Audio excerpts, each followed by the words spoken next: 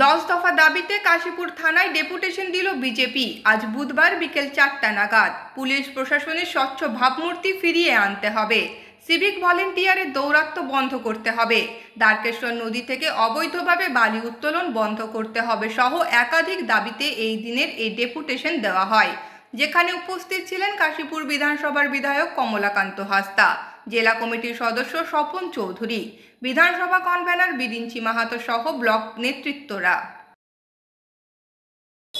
আমরা প্রায় 10 দফা দাবি নিয়ে গেছিলাম থানায় এবং সর্বোচ্চ যে বিষয়গুলো ছিল যেগুলো একেবারে জ্বলন্ত সমস্যা, পুলিশকে মানবিক হওয়ার আমরা বার্তা দিয়েছি যে একটু মানবিক হন। অনেক গরিব মানুষ আসে থানায়, তাদেরকে দুঃখ তাড়িয়ে দেওয়া হয়, তাদের কেসটা দেখা হয় না, তো তাদেরকে কীভাবে সে করবে সেই দায়িত্বটা যে থাকবেন তার সে যেন না করে এরকম কাজ। এবং যে ভাবমূর্তি ছিল পুলিশের, যে ভাবমূর্তি থাকার কথা সেই ভাবমূর্তি নেই। আজকে মানুষ কী করে চিঠি করছে, কেন করবে ভাই পুলিশকে? পুলিশ তো মানুষ, পুলিশ তো কারো সন্তান।